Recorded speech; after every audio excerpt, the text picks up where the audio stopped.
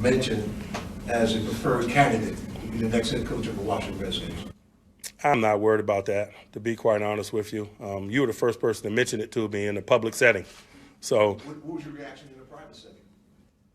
about the same I'm giving you. You know, guys, I'm the head coach of a 1-4 football team that's going on the road to play a Hall of Fame caliber quarterback with my third quarterback. You think I'm worried about anything this week other than that? True story. Now, that's a good answer. Mike Tomlin, that was his response to reports that he is on Dan Snyder's short list to replace Jay Gruden. Dominique Foxworth in the house. Good to see you. Great to be here. Hey, Stephen A. We're going to play a little What's game. up, man? Take it or leave it. All right? Let's We're do going it. to start with Stephen A. Stephen A., take it or leave it. Tomlin should be the Redskins' top choice. Well, I'll take it from the Redskins angle, but I also applaud Mike Tomlin. I'm sorry for just knocking that all to the wayside. He's the head coach for the Pittsburgh Steelers. He's got different priorities. But if I'm Daniel Snyder, I'm hoping that the Pittsburgh Steelers will be stupid enough to let go of one of the great coaches in this game, so I can get my hands on a damn good coach, a great coach that I can actually hand football operations to. Mike Tomlin isn't the one making the decisions.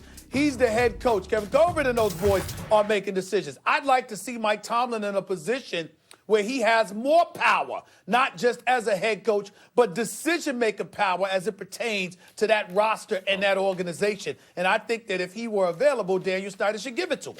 Yeah, I would take it from Washington's point of view. I would leave it from Tomlin's point of view. And I'm not going to pretend I know what it is to be an African-American head coach because you think, well, look, if I have an opportunity to run a team, those opportunities don't come along very often for anyone, let alone an African-American head coach. Nevertheless, I would have to believe that based on his work, his record, where he's never been less than 500 in his career and is a Super Bowl champion, Mike Tomlin can wait for something better than a very bad job for a very bad franchise. Yeah, Mike Tomlin, as you mentioned, he's never been below 500. They've been very good. He's picked up Super Bowl wins, in part because he was a part of a stable organization. Maybe one of the most stable in the history of professional football. So going from that, going to Washington would be a problem. But it is kind of curious, the names that are popping up for this bad job. All the names that are popping up are black coaches, which is Todd Bowles' name is floated. Eric Bieniemy, the offensive coordinator at Kansas City, is another one that's floated.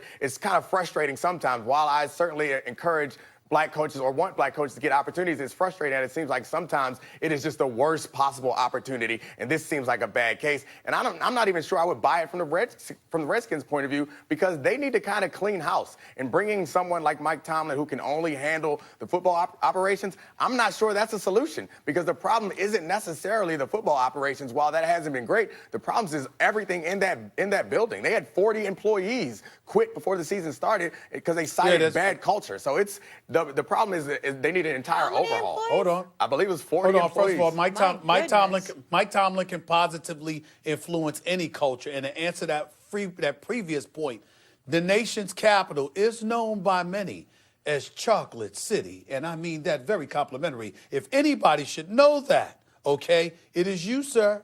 I It do is you, live in Dominic D.C. Foxworth. It is the Yes, you chocolate do. city. It is getting It less is and less chocolate chocolate city. every day. It's becoming quite gentrified. So I'm not sure that being in the chocolate city matters whether their coach is black or not. I'm sure it I can't know hurt. why. Guys, Yeah, go ahead. This is a quick rapid Yeah. segment. Not Next so up, far. take it or leave it. It's time to panic in Dallas after 2 straight losses. Again, this is quick. Take it or leave it. Dominique? No, it's not time to panic in Dallas. They're a very talented bunch. Their losses were not.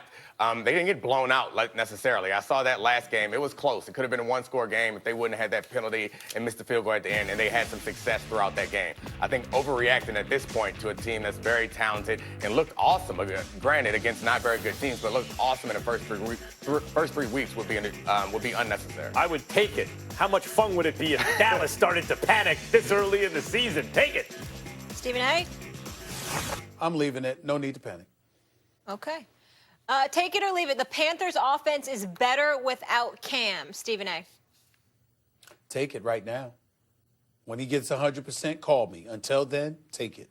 I'm leaving it. Yes, right. Of course, listen, if he can't get on the field because he's hurt, naturally, but that's not really what we're asking. The question, you can infer from the question that you mean if Cam Newton is healthy, is it better without him? And the answer is no, I'm leaving it. Yeah, absolutely. You leave that. A healthy Cam Newton is much better than Kyle Allen. All right. Simply put. Not an John. unhealthy Cam who was playing. That's what I'm saying. Max, take it or leave it. Deshaun Watson is an elite NFL quarterback. And when I mean elite, I mean first tier. By the way, take it. Incidentally, we're talking about African-American head coaches. You know the top 4 QBRs in the NFL? All black. Interesting.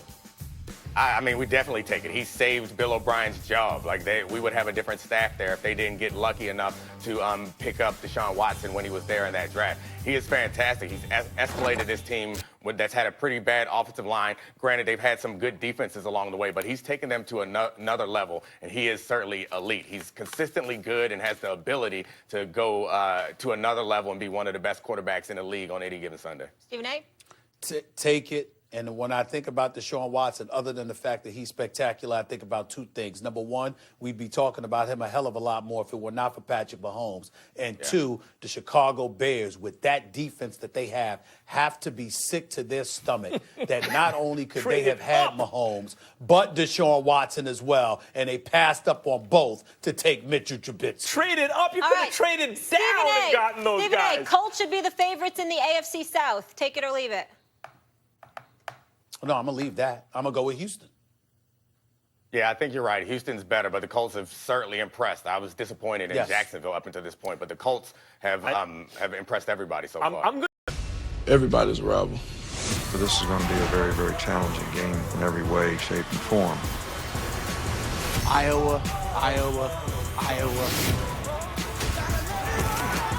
That's what college football is. Every week it's playoff football. Best part about being 6-0, we get a chance to go 7-0 next week. Go Tigers. What's going on, everybody? Welcome back to First Take. Look who's in Slinging A's chair. Our guy, Paul Feinbaum. Looking good on. No sling for me. How are you I doing? will say What's this. the right I side will of the say desk? this, Molly. Molly, hold on. Since you want to say slinging, let me speak, please. Y'all are a little bit late to the party. And the reason why y'all are a little bit late is because I took off the sling 3 weeks ago. Had y'all utilized this footage while I was suffering, you would have had a stronger case. But I haven't worn the sling in 3 weeks, and it ain't coming back. Hey, you know what, Stephen A? I think you could get back in that ring. You know what I mean? You could do it. I can, and I will. You can do, yeah, there you go. That's the attitude you will. Stephen A., I'm happy your suffering's over, and I Pay a didn't stupid mean tax to if be you get back laughing in about your pain. It's all right. Shakespeare I don't said, "You mind. don't protest I'm too just saying, much." y'all got to take advantage of it while I was sitting in that chair. Man, I know, but it was a funny moment. We got for the us. We receipts, appreciate Stephen it. A. We got them forever. All right, we Paul, go. let me ask you this. Ohio State, Georgia tied at 3. you sure we don't want to complete this No. 4-week-old story No, here? I'm getting in trouble with Good. Stephen A. here. Which team is better right now? I think it's Ohio State because they look more complete. Now, Georgia is a really good team. They have an offensive line that resembles some really bad NFL teams. I don't mean that disparagingly, but I mean they are really quite good. But with Justin Fields, good receivers, their defense is played extraordinarily well. Under Ryan Day, they just seem looser. They don't seem just burdened down like they were last year with Urban Meyer. Remember the last couple of years, they have lone games at Iowa and Purdue. This team looks like it's going to run the table. We're going to Clemson this week. I heard. Fortunately, you can't be there. I We was. heard you're busy. For the record, and I wanted to go. we want you there. I wanted to be at Clemson, but someone would not let me go. Well, anyway, I'm not throwing anyone under the bus, but I Okay. just. It wasn't me. look, 'cause Trevor it Lawrence, who Certainly looked wasn't like me. the truth last year, particularly in the championship game, He did. did not look the same early in the season. You made the point, look, they don't have any other high-profile regular season games, as it were, for him to re-enter the Heisman race, in your opinion. But how do you think the team actually stacks up, Trevor Lawrence and company, to the championship squad of last year? They look inferior based on what we've seen so far. And I think it'll be interesting when you guys get down there because Trevor has talked about missing receivers, not being able to run the offense efficiently. He mentioned that he was a little bit confused against North Carolina. He's confused against North Carolina. What's going to happen when he sees some better opposition?